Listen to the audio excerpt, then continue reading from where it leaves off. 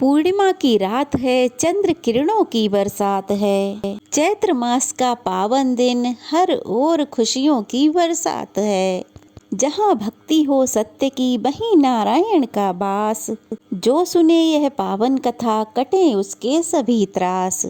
हरे कृष्णा। चैत्र पूर्णिमा एक ऐसा दिन है जब चंद्रमा अपनी 16 कलाओं से युक्त होता है और धरती पर दिव्यता बरसाता है। इसी शुभ तिथि पर जब श्रद्धा और आस्था से ओतप्रोत होकर जब श्री सत्यनारायण भगवान का पूजन और व्रत किया जाता है तो सभी संकट और कष्ट दूर हो जाते हैं और घर में सुख समृद्धि आती है। तो प्रिय श्रोताओं, आइए अपने मन को शांत करते हुए पूर्ण भक्ति भाव से आज के वीडियो में हम सुनते हैं श्री सत्यनारायण भगवान की व्रत कथा। यह कथा दिव्य और कल्याणकारी है। तो एक बार सभी प्रेम से बोलो, गौरी पुत्र गणेश की जय, श्री सत्यनारायण भगवान की जय। प्रिय भक्तों, श्री सत्यनारायण भगवान की कथा का पाठ करने से, घर में कथा कराने से घर में सुख समृद्धि का वास होता है और भगवान विष्णु की कृपा बनी रहती है। एक समय की बात है, नैमिषारण्य तीर्थ पर शौनकादिक 88,000 ऋषियों ने श्री सूत जी से पूछा, हे प्रभु, इस कलयुग में वेद विद्या रहित मनुष्यों को प्रभु भक्ति किस प्रकार मिल सकती है तथा उनका उद्धार कैसे होगा। हे मुनि श्रेष्ठ, ऐसा कोई तप बताइए जिससे थोड़े ही समय में पुण्य मिले और मनोवांछित फलों की प्राप्ति हो जाए। इस प्रकार की कथा सुनने की हम इच्छा रखते हैं। श्री सूत जी बोले, हे वैष्णवों में पूज्य, आपने सभी प्राणियों के हित की बात पूछी है, इसलिए मैं एक श्रेष्ठ व्रत आप लोगों को बताऊंगा जिसे नारद जी ने श्री लक्ष्मी नारायण जी से पूछा था और लक्ष्मीपति ने मुनि श्रेष्ठ नारद जी से कहा था कि आप इसे ध्यान से सुनिए। एक समय की बात है, योगी राज नारद जी दूसरों की हित की इच्छा के लिए अनेकों लोकों में घूमते हुए मृत्यु लोक में आ पहुँचे। यहाँ उन्होंने अनेक योनियों में जन्मे सभी मनुष्यों को अपने कर्मों द्वारा अनेक दुखों से पीड़ित देखा।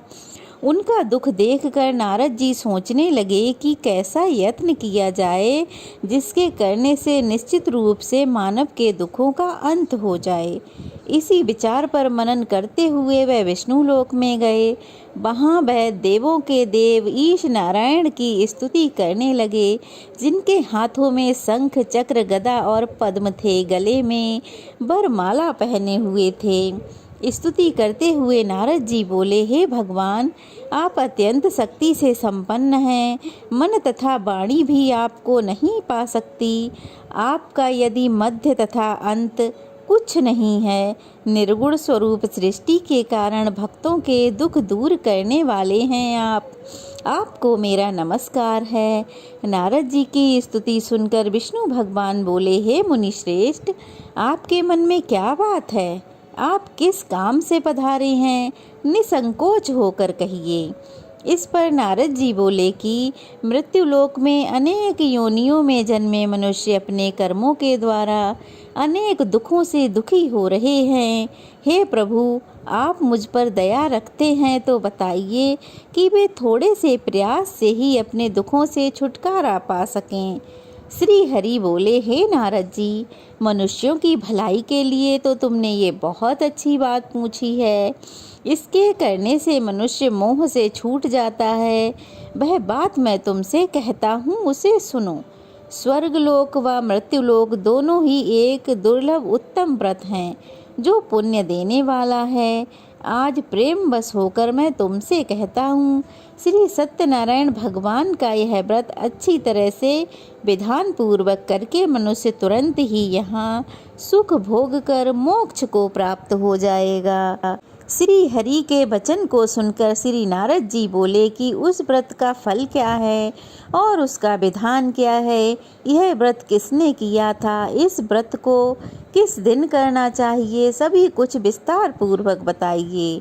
नारद जी की बात सुनकर श्री हरि बोले, दुख व शोक को दूर करने वाला, यह सभी स्थानों पर विजय दिलाने वाला, मानव को भक्ति व श्रद्धा के साथ शाम को श्री सत्यनारायण भगवान का पूजन करना चाहिए। मानव को धर्मपरायण होकर ब्राह्मणों व बंधुओं के साथ यह पूजा करनी चाहिए।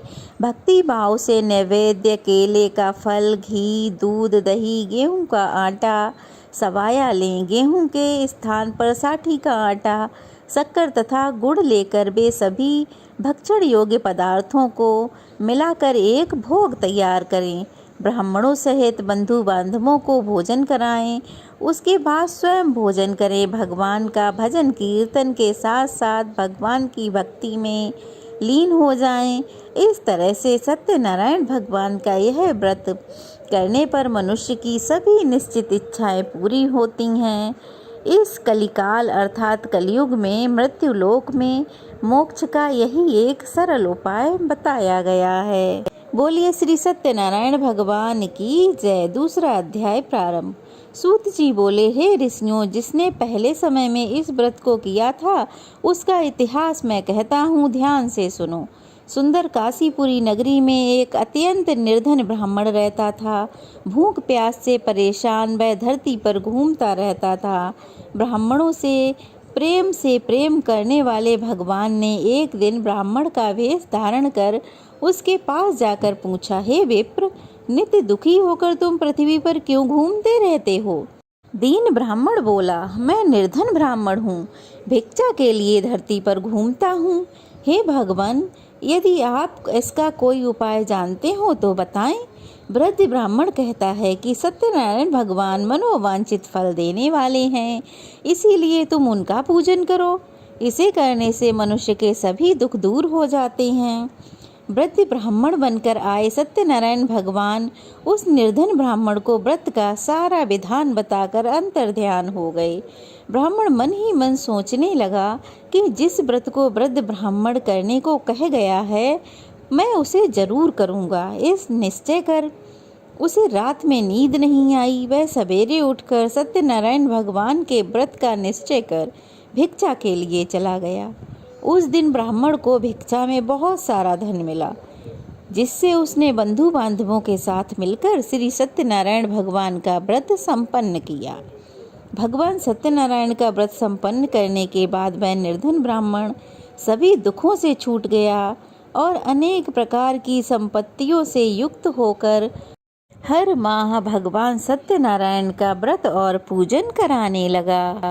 इस तरह से सत्यनारायण भगवान के व्रत को जो मनुष्य करेगा वह सभी प्रकार के पापों से छूटकर मोक्ष को प्राप्त होगा। जो मनुष्य इस व्रत को करेगा वह भी सभी दुखों से मुक्त हो जाएगा। श्री सूत जी महाराज बोले, इस तरह से नारद जी से कहा हुआ नारायण जी का श्री सत्यनारायण भगवान का व्रत मैंने तुम लोगों से कहा। हे विप्रवरों, मैं अब और क्या कहूँ? ऋषि बोले, हे मुनिवर, संसार में उस विप्र से सुनकर और किस किस ने इस व्रत को किया, हम सब इस बात को भी सुनना चाहते हैं। इसके लिए हमारे मन में बड़ी श्रद्धा भाव है। सूत जी महाराज बोले, हे मुनियों, जिसने इस व्रत को किया है वह सब सुनो। एक समय वही विप्र धन व ऐश्वर्य के अनुसार अपने बंधु बांधवों के सहित इस व्रत को करने को तैयार हुआ। उसी समय एक लकड़ी बेचने वाला बुढ़ा आदमी आया और लकड़ियां बाहर रखकर अंदर ब्राह्मण के घर में गया। प्यास से दुखी लकड़हारा उनको व्रत करते देख विप्र को नमस्कार कर कहने लगा कि आप यह क्या कर रहे हैं? तो उन्होंने बताया कि मैं व्रत कर रहा हूँ तथा इसे करने से क्या फल मिलेगा, कृपया ये भी बताइए। ब्राह्मण ने कहा कि सब मनोकामनाओं को पूर्ण करने वाला यह श्री सत्यनारायण भगवान का व्रत है। इसकी कृपा से ही मेरे घर में धन धान्य आदि की वृद्धि हुई है। विप्र के ऐसे सत्यनारायण व्रत के बारे में जानकर लकड़हारा बड़ा प्रसन्न हुआ। चरणामृत लेकर प्रसाद खाने के बाद वह अपने घर को आ गया। लकड़हारे ने अपने मन में संकल्प किया कि आज लकड़ी बेचने से जो भी धन मिलेगा उससे श्री सत्यनारायण भगवान का उत्तम व्रत करूँगा।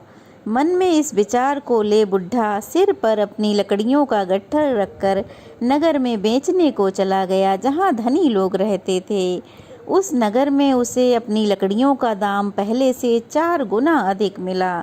बूढ़ा बड़ा प्रसन्न हुआ और प्रसन्न होकर दाम लेकर केले, शक्कर, घी, गुड़, दही, दूध, गेहूं का आटा ले आया और सत्यनारायण भगवान के व्रत की अन्य सामग्री लेकर घर आ गया। अब वहाँ उसने अपने बंधु बांधवों को बुलाकर विधि विधान से श्री सत्यनारायण भगवान का पूजन और व्रत किया। इस व्रत के प्रभाव से वह बुढ़ा लकड़हारा धन, पुत्र आदि से युक्त होकर संसार के समस्त सुखों को भोग कर अंत में वैकुंठ धाम को चला गया। सत्यनारायण भगवान की जय। 3रा अध्याय प्रारंभ। सूत जी बोले, हे मुनि श्रेष्ठों, अब आगे की कथा कहता हूँ। पहले के समय में उल्कामुख नाम का एक बुद्धिमान राजा था। वह सत्य वक्ता और जितेंद्रिय था। प्रतिदिन देव स्थानों पर जाता और निर्धनों को धन देकर उनके कष्ट को दूर करता था। उसकी पत्नी कमल के समान मुख वाली तथा सती साध्वी थी। भद्रशिला नदी के तट पर उन दोनों ने सत्यनारायण भगवान का व्रत किया। उसी समय साधु नाम का एक वैश्य आया। उसके पास व्यापार करने के लिए बहुत सा धन था। राजा को व्रत करता देखकर वह विनय के साथ पूछने लगा, हे राजन, भक्ति भाव से पूर्ण होकर आप यह क्या कर रहे हैं? मैं सुनने की इच्छा रखता हूँ, कृपया आप मुझे बताएं।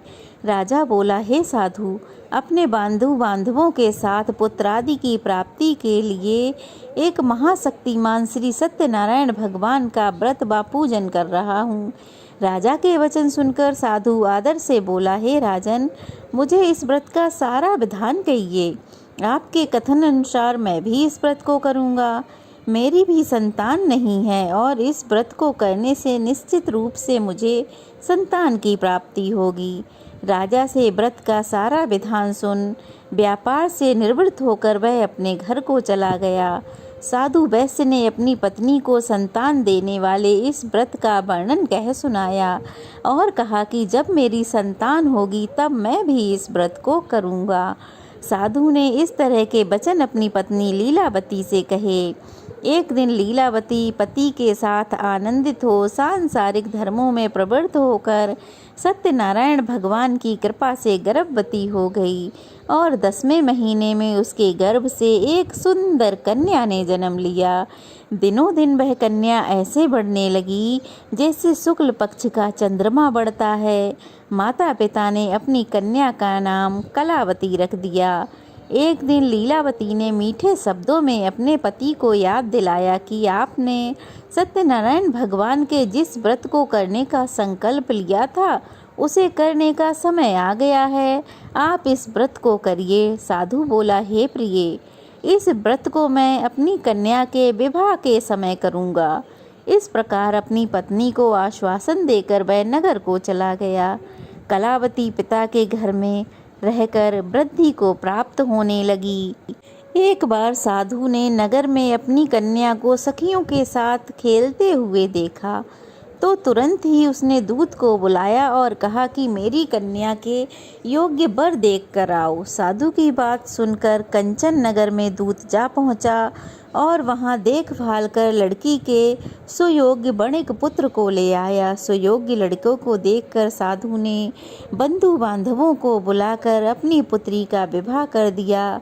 लेकिन दुर्भाग्य की बात ये कि साधु ने अभी भी श्री सत्यनारायण भगवान का व्रत नहीं किया। इस पर श्री सत्यनारायण भगवान क्रोधित हो गए और श्राप दिया कि साधु को अत्यधिक दुख मिले।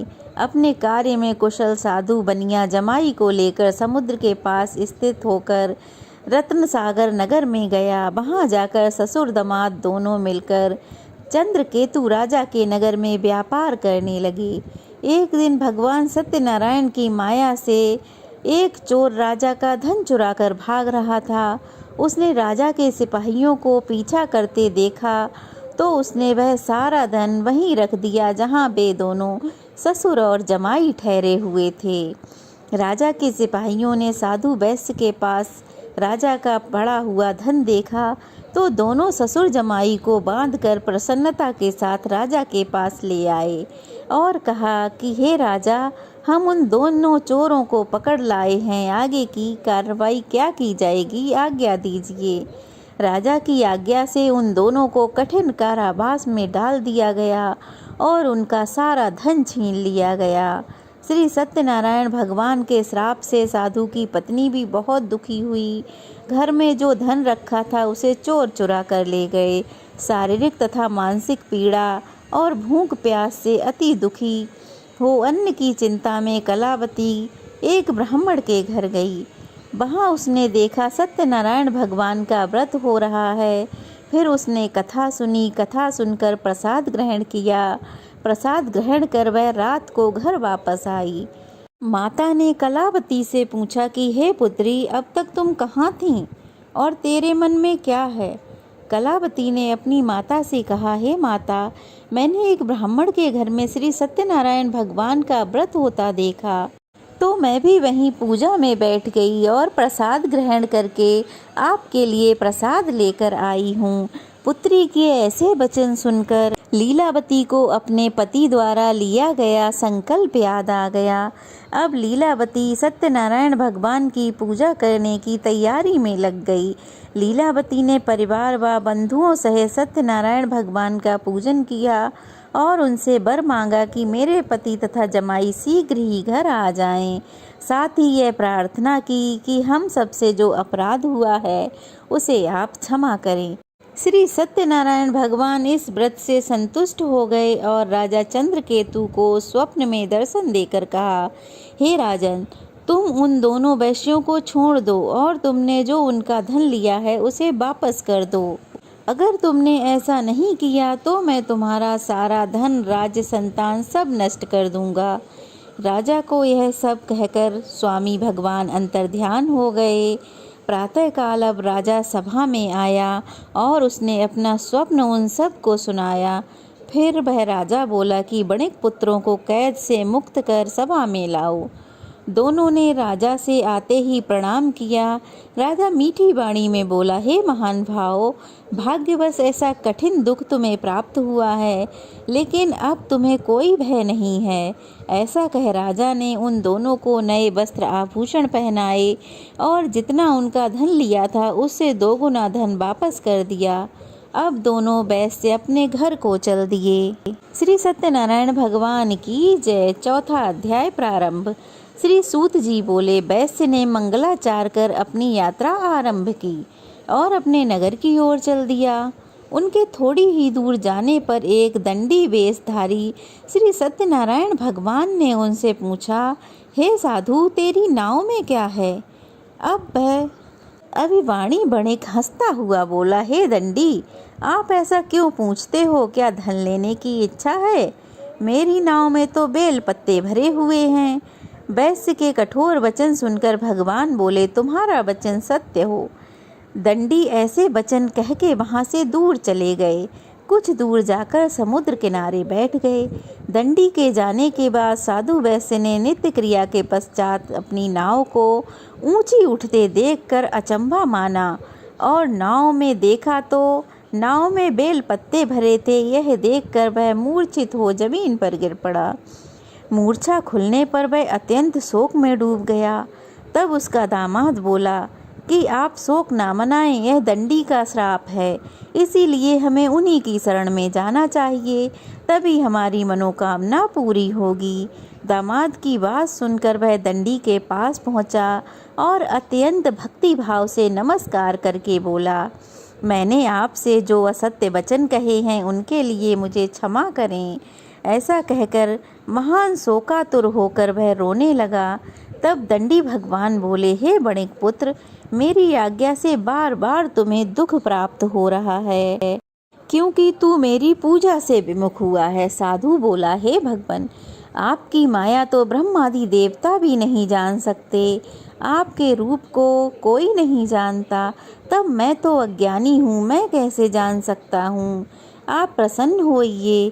अब मैं सामर्थ्य के अनुसार आपकी पूजा करूँगा। आप मेरी रक्षा करो और पहले के समान ही मेरी नौका में धन भर दो। साधु वैश्य के भक्तिपूर्वक वचन को सुनकर भगवान प्रसन्न हुए और उसकी इच्छा अनुसार वरदान देकर वहां से अंतर्ध्यान हो गए। अब ससुर जमाई जब अपनी नाव पर वापस आए तो नाव पहले की तरह ही धन से भरी हुई थी। फिर साधु वैश्य ने वहीं अपने साथियों के साथ श्री सत्यनारायण भगवान का व्रत और पूजन किया और फिर अपने नगर को चल दिया। जब नगर के नज़दीक पहुँचे तो दूत को घर पर खबर करने के लिए भेज दिया। दूत साधु की पत्नी को प्रणाम कर कहता है कि मालिक अपने दामाद सहित नगर के निकट आ गए हैं। दूत की बात सुनकर साधु की पत्नी लीलावती ने बड़े हर्ष के साथ सत्यनारायण भगवान का पूजन कर अपनी पुत्री कलावती से कहा, मैं अपने पति के दर्शन को जाती हूँ, तू कार्य पूर्ण कर शीघ्र ही आ जा। माता के ऐसे वचन सुनकर कलावती जल्दी से प्रसाद छोड़कर अपने पति के दर्शन के लिए चली गई। प्रसाद की अवज्ञा करने के कारण श्री सत्यनारायण भगवान रुष्ट हो गए और नाव सहित उसके पति को पानी में डुबो दिया। कलावती अपने पति को वहां ना पाकर रोती हुई जमीन पर गिर गई। नौका को डूबा हुआ देख व कन्या को रोता देख साधु दुखी होकर बोला, हे प्रभु, मुझसे तथा मेरे परिवार से जो भूल हुई है उसे क्षमा करें। साधु के दीन वचन को सुनकर श्री सत्यनारायण भगवान प्रसन्न हुए और आकाशवाणी हुई कि हे साधु, तेरी कन्या मेरे प्रसाद को छोड़ कर आई है, इसीलिए उसका पति अंतर्ध्यान हो गया है। यदि वह घर जाकर प्रसाद खाकर लौटती है तो उसका पति अवश्य ही उसे यहाँ मिलेगा। ऐसी आकाशवाणी को सुनकर कलावती घर पहुंचकर प्रसाद खाती है और फिर आकर अपने पति के दर्शन करती है। उसके बाद साधु अपने बंधु बांधवों से श्री सत्यनारायण भगवान का व्रत विधि विधान से करने लगा और इस लोक को सुख भोग कर अंत में स्वर्ग लोक को गया। श्री सत्यनारायण भगवान की जय। 5वां अध्याय प्रारंभ। श्री सूत जी बोले, हे ऋषियों, मैं और भी एक कथा सुनाता हूँ, उसे भी ध्यान पूर्वक सुनो। प्रजा पालन में लीन त्वंगध्वज नाम का एक राजा था। उसने भी भगवान का प्रसाद त्याग कर बहुत ही दुख का सामना किया था। एक बार वन में जाकर वह वन्य पशुओं को मारकर वहाँ बड़ के पेड़ के नीचे आकर बैठ गया। वहाँ उसने ग्वालों को भक्ति भाव से अपने बंधु बांधवों सहित श्री सत्यनारायण भगवान का पूजन करते देखा। अभिमानवश राजा ने उन्हें देखकर ना तो भगवान को प्रणाम किया, ना ही पूजा स्थान पर गया और ना ही उसने भगवान को नमस्कार किया। ग्वालों ने राजा को प्रसाद दिया, लेकिन उसने वह प्रसाद नहीं खाया और प्रसाद को वहीं छोड़कर अपने नगर को चला गया। जब वह नगर पहुंचा तो वहां क्या देखता है कि सब कुछ तहस नहस पाया है। वह शीघ्र ही समझ गया कि यह सब भगवान ने ही किया है। उनके प्रसाद की मैंने अवज्ञा की थी, इसलिए ऐसा हुआ है। अब वह शीघ्र ही ग्वालों के पास पहुंचा और विधि पूर्वक पूजा के प्रसाद को खाया तो श्री सत्यनारायण भगवान की कृपा से सब पहले जैसा हो गया। दीर्घ काल तक सुख भोगने के बाद मरणोपरांत वह राजा स्वर्ग लोक को प्राप्त हुआ। जो मनुष्य परम दुर्लभ इस व्रत को करेगा तो भगवान सत्यनारायण की अनुकंपा से उसे धन धान्य की प्राप्ति होगी, निर्धन धनी हो जाएगा और भय मुक्त हो जीवन जिएगा। संतानहीन मनुष्य को संतान का सुख मिलेगा और सारे मनोरथ पूर्ण होने पर मानव अंत काल में वैकुंठ धाम को जाएगा। श्री सूत जी महाराज बोले, जिन्होंने पहले इस व्रत को किया है, अब उनके दूसरे जन्म की कथा कहता हूँ, ध्यान पूर्वक सुनो। वृद्ध सतानंद ब्राह्मण